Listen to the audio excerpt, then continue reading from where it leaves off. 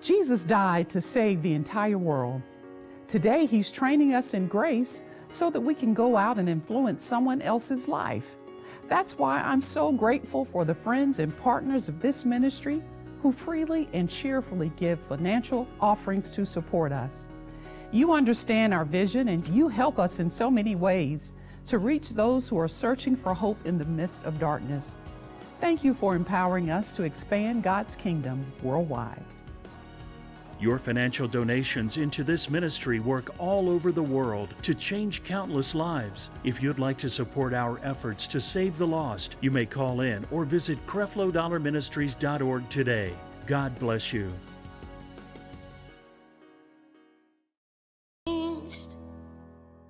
This morning I want to talk about hope when it's hard. Hope when it's hard. We're going to look at David's life. We're going to look at challenges that he was able to overcome and how he was able to overcome them.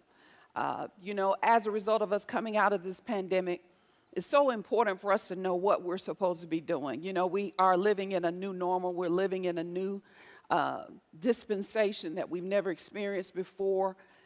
The things that are taking place. And so we've got to begin to know how to navigate. We've got to know how to move, how to make progress, and I believe that there's a way to do it. But we have to begin to learn from those under the Old Covenant, under the Old Testament, as the Bible says, and as a result of us learning from them, that we can know how to appropriate it in our lives. And so that's what the purpose of looking back at some of the patriarchs and matriarchs from times past, because we can look at how they were able to move forward, how they were able to deal with opposition, how they were able to experience victory in spite of the challenges that they dealt with.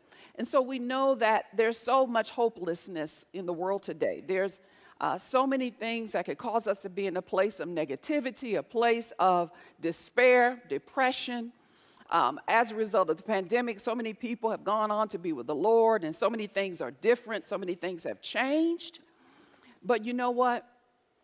Thank God for him being the same yesterday, today, and forever. So he is that constant presence in our lives. He is that consistent force that enables us to be able to trust in him because he has not changed. Although the world has changed and things are changing, maybe some of your worlds have changed. Maybe you had loved ones. Maybe you had things that were lost as a result of the pandemic. Businesses were lost. Some people lost relationships. A lot of marriages ended in divorce. And so there are a lot of things, if we're cognizant of, that have changed. And so we want to look at how to have hope when it's hard. How to have hope when it's hard. Now, let's look in 1 Samuel chapter 17, and we're going to look at David when he faced a hard situation. Because I believe that many of you are dealing with difficult situations, things that you don't quite know how to move forward in. But thank God that he provides us with answers. He gives us solutions. He doesn't leave us stranded. He doesn't leave us in a place where we're worse off than where we were before. He enables us to get into a place where we can have strength to move forward. And that's what this moment is about. That is what this season is about. Knowing how to move forward when it's difficult, when it's hard. When you've been in a place for so long, then all of a sudden the rug just got snatched out from up under you. And you say, God, what is this? And then begin to allow him to speak into our lives. And so that's what David was dealing with, because David was a man who had a lot of experiences prior to facing Goliath. And so, Goliath was a big giant. He was a big guy. And so many times in our lives, when we're dealing with things, these are things that seem bigger than life because they're unfamiliar, things that we're unaccustomed to. Perhaps, it may be a new thing, or perhaps it may have been something that's kind of lingered from generation to generation. I mean, the devil will begin to visit generations to generations to cause that same thing to exist and to be perpetual. And so in 1 Samuel chapter 17, we're going to look at this story here of David and Goliath, one that I know you probably are familiar with and have heard about in times past, Sunday school, one of those Bible lessons where he faced the giant. And we're going to face some giants in our life if we're not already facing them right now. And so verse 12 of 1 Samuel chapter 17, I'm going to read from the New Living Translation, if you want to read along with me.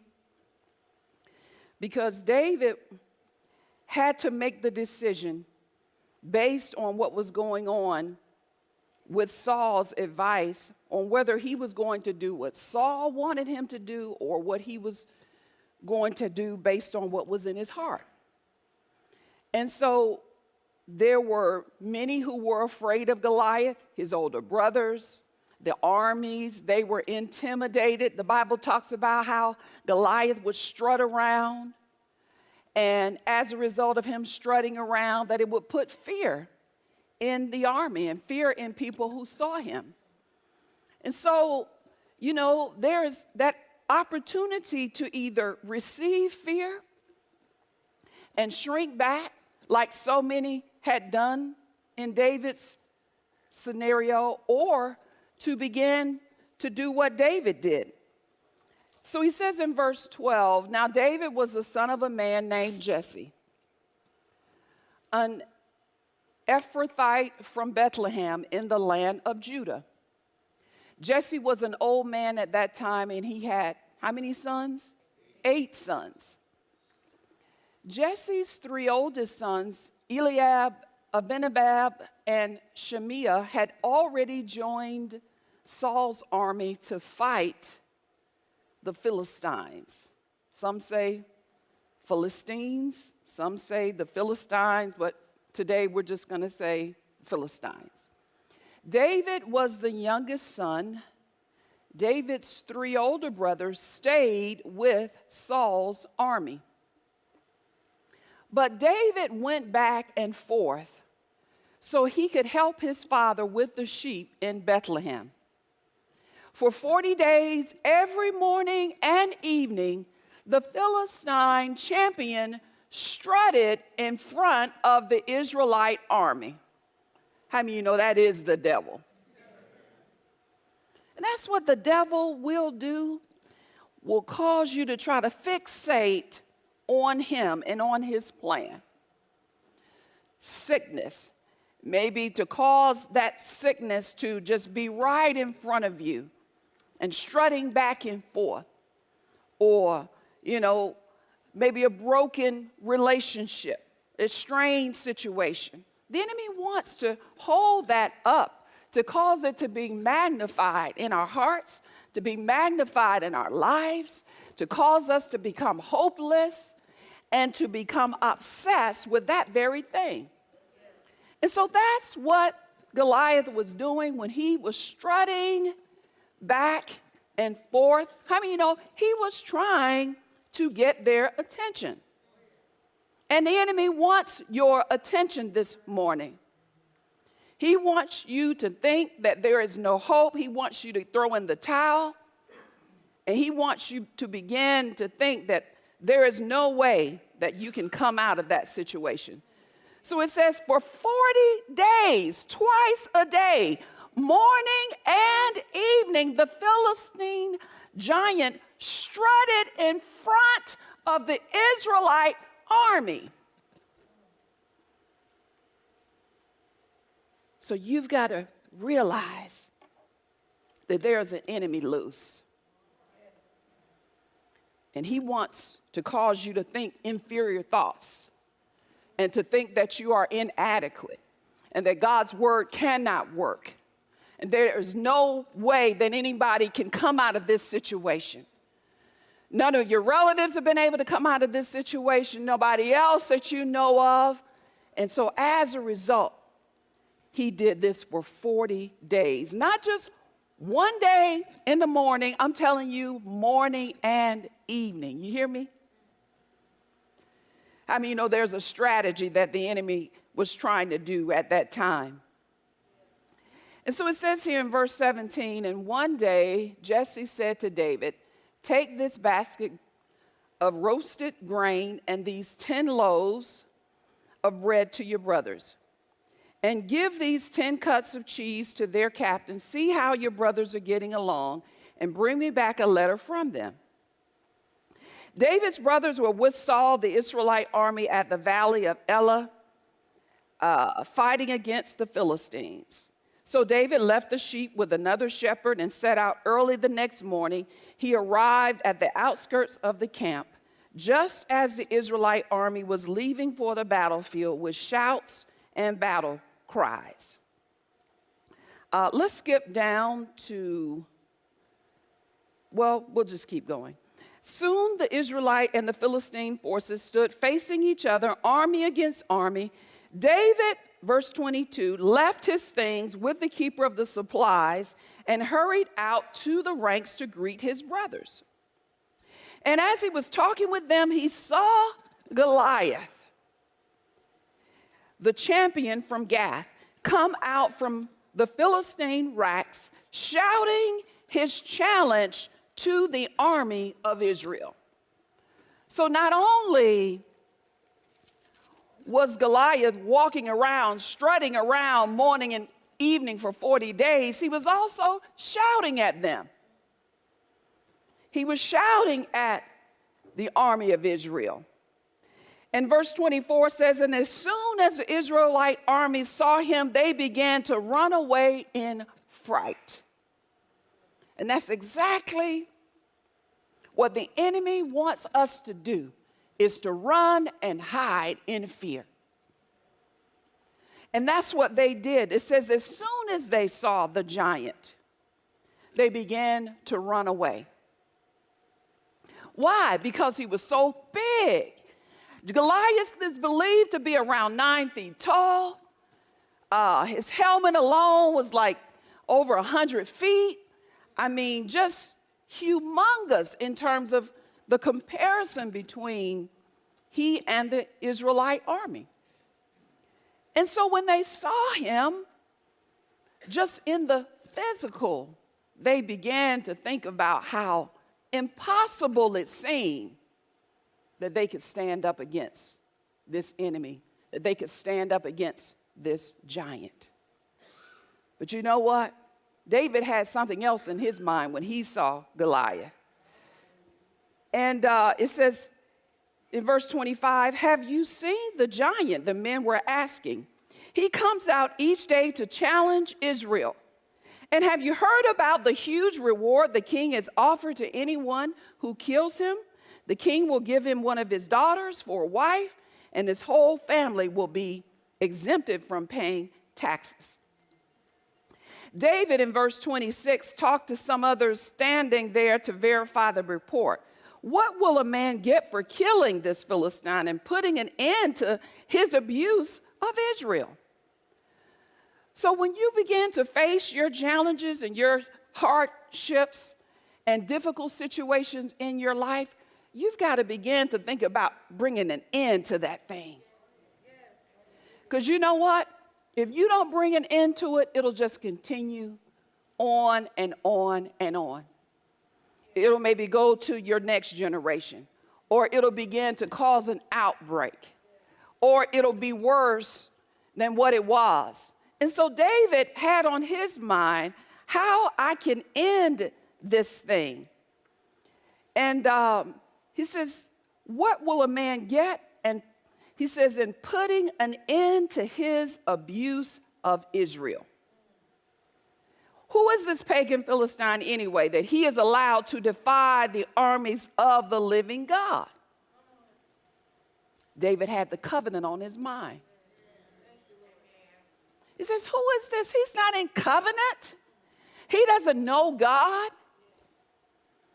And so it says, David received the same reply as before. What you've been hearing is true.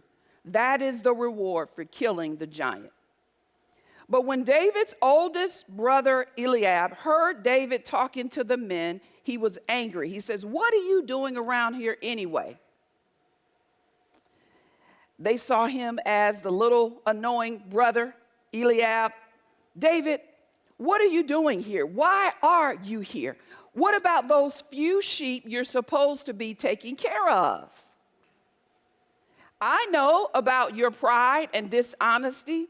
You just want to see the battle." David says in verse 29, "What have I done now?" David replied. "I was only asking a question." He walked over to some of the others and asked them the same thing and received the same answer. Then David's question was reported to King Saul, and the king sent for him. Look here in verse 32. It says, "Don't worry about a thing," David told Saul. "I'll go fight this Philistine." Think about that.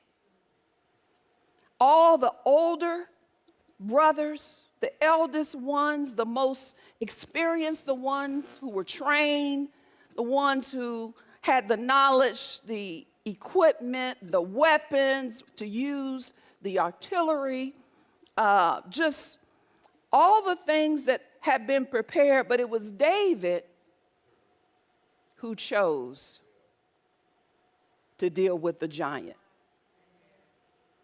And so there are things in these last days that God's going to choose you to deal with that perhaps other people ran and hid from.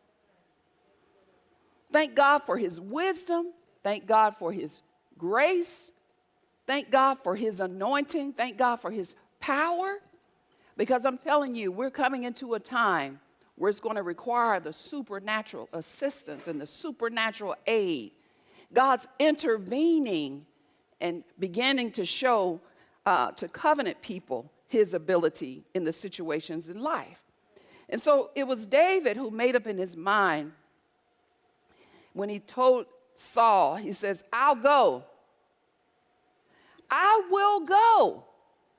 He didn't run. He wasn't afraid. He says, "I'll go." And then look at verse 33. He says, "Don't be ridiculous," Saul replied. "There is no way you can go against this Philistine, David." He thought that David was ridiculous. But you know what? David had experienced God's victory in his private battles. And so it gave him confidence in his public battles. So that's why it's so much more than just, playing church and doing church. This is about going home, being at home where you know how to win and you know what to do in your personal battles. Because people will try and talk you out of standing against opposition. Because they've not stood against opposition, they don't want you to stand either. As far as they know, it's never been done. That's just how it is. That's just what happened. But how many know God has the final say-so? Factor God in the situations in your life. Welcome him in. Invite him in. Allow him in. And let him intervene. And not base the decisions in our life based on what someone else said. Because they thought that what he chose to do was ridiculous. When he said, "I'll go," David, you don't know what you're doing. You've been out there. You're just here to be nosy. You're here to just watch. You're not knowing anything about what it takes. And he says, "I'll go." And he says, "There is no way you can go against this Philistine.